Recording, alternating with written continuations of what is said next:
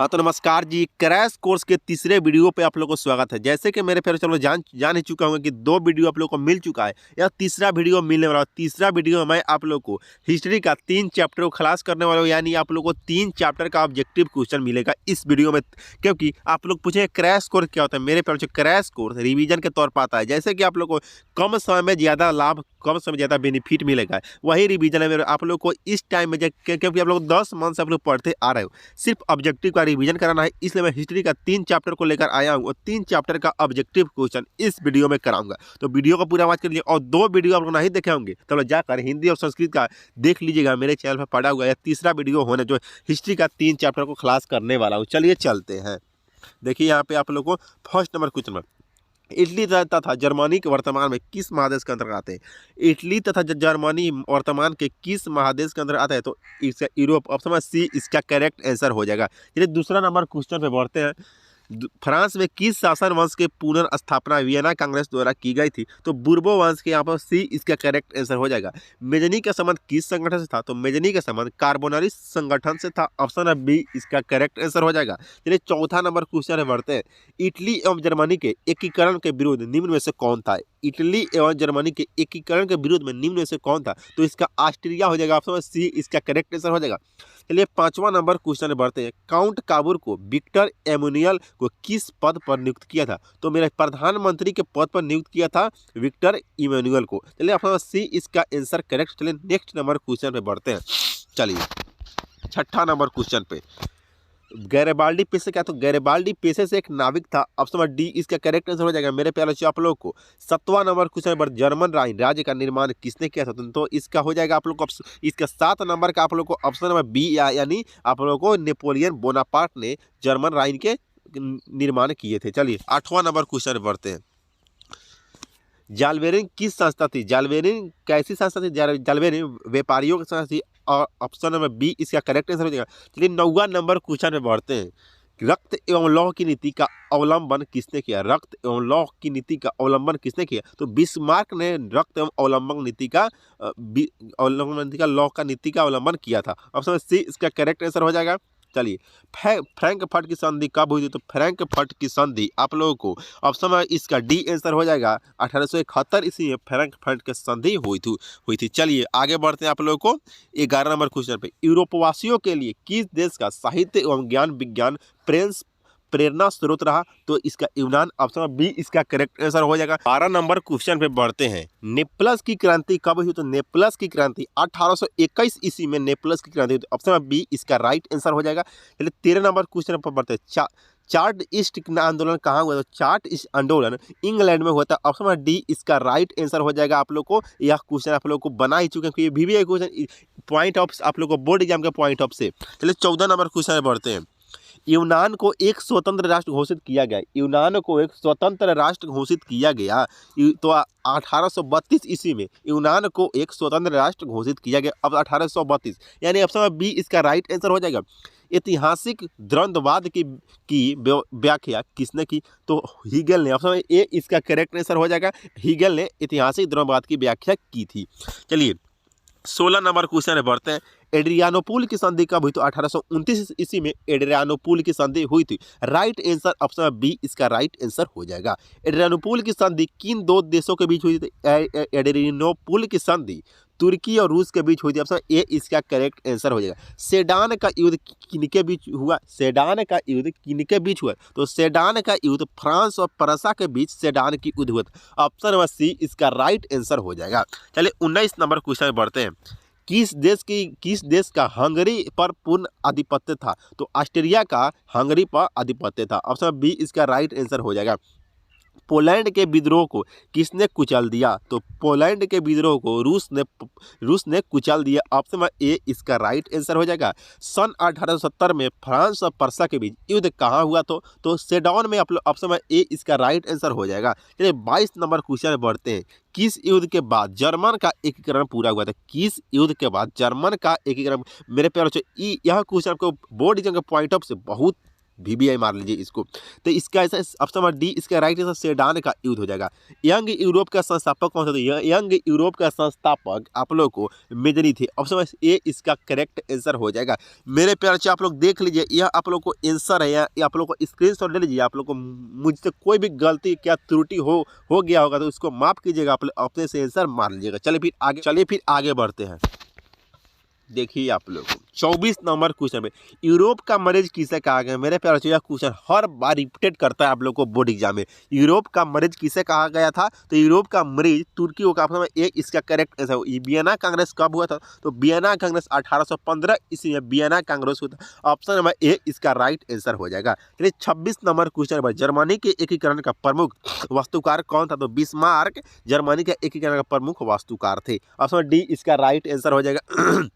Italy के एकीकरण में निम्न में से किसका संबंध नहीं था? इटली के एकीकरण निम्न में से तो मेजनी भी थे, काबुल भी थी और गैरिबाल्डी भी थे, और बिस्मार्क मेरे प्यारे बच्चों इटली के एकीकरण में नहीं थे। ऑप्शन ए इसका करेक्ट आंसर हो जाएगा। चलिए 28 नंबर क्वेश्चन बढ़ते। 1830 में क्रांति के बाद फ्रांस में किस प्रकार का शासन स्थापित हुआ? तो संवैधानिक, यानी ऑप्शन बी इसका राइट आंसर हो जाएगा। संवैधानिक शासन स्थापित हुआ। चलिए 29 नंबर क्वेश्चन बढ़ते। जर्मन के एकीकरण के लिए कौन उत्तरदायी थे?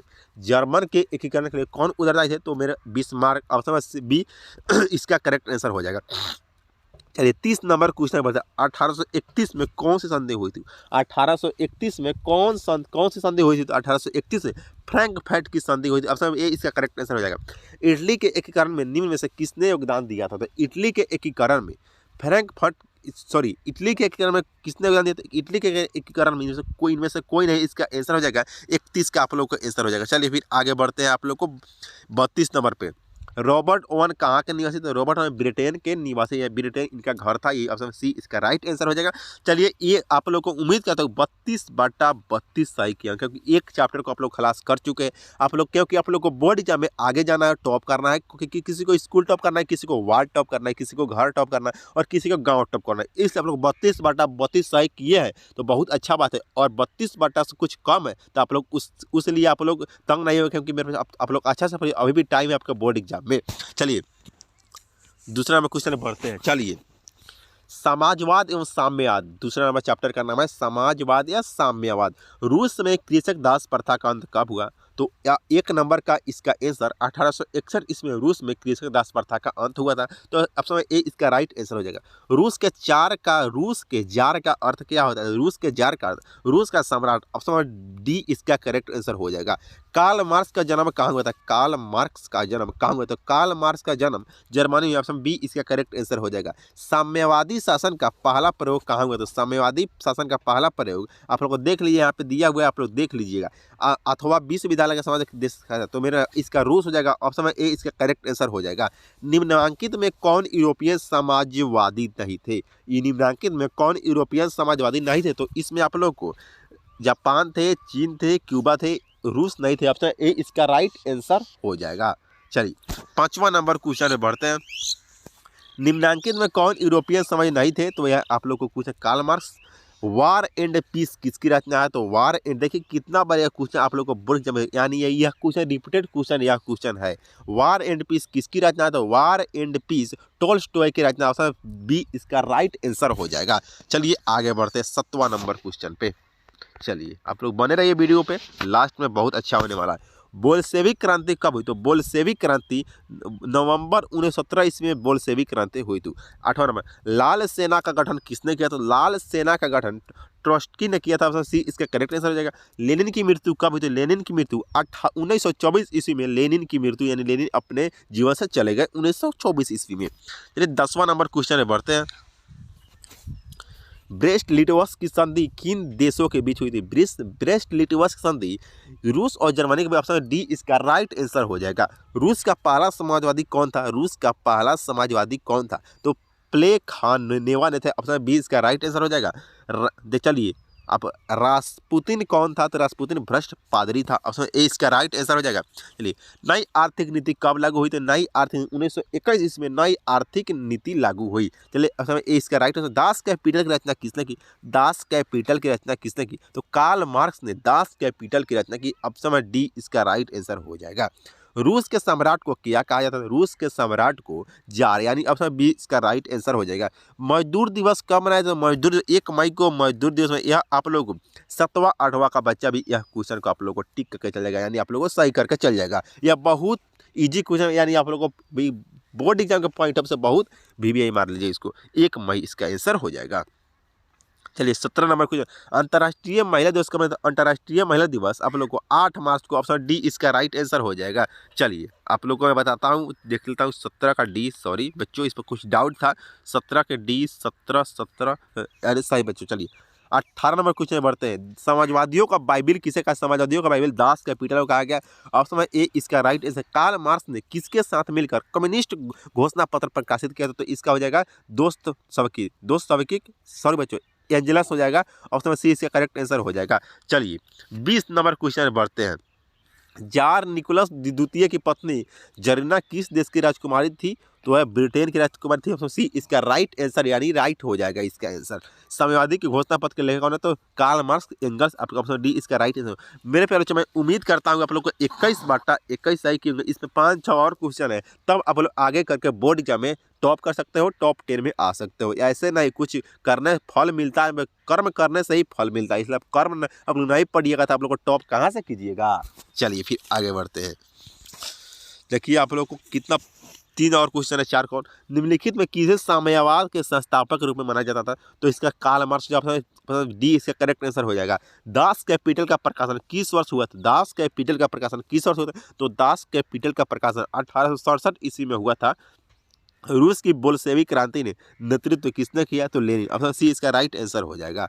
खूनी रविवार किसे कहा गया? खूनी रविवार किसे कहा गया? तो 1905 ईस्वी के रविवार को खूनी रविवार कहा गया। मैं उम्मीद करता हूँ 25/25 सही किए होंगे, तब आप लोग आगे जाकर कर्म कीजिएगा तब फल मिलेगा। आप लोग पढ़िएगा नहीं तो आप लोग को कहाँ टॉप कीजिएगा, इसलिए आप लोग टॉप कीजिए और माता पिता का नाम रोशन कीजिए। यही आप लोग को मैं आप लोग को हिस्ट्री का 2 चैप्टर क्लास कर चुका है, 3 चैप्टर मेरे पास आपको 3 चैप्टर कहा था, मगर 3 चैप्टर नहीं हो पाएगा, आज 2 ही चैप्टर को रखते हैं, क्योंकि 3 चैप्टर आप लोगों को संस्कृत का, 3 चैप्टर आप लोगों को हिंदी का क्लास कर चुका हूँ और 2 चैप्टर आप लोग को हिस्ट्री का। तो इतना ही आज के लिए, मिलते हैं नेक्स्ट, तब तक जय हिंद मेरे फेवरेट।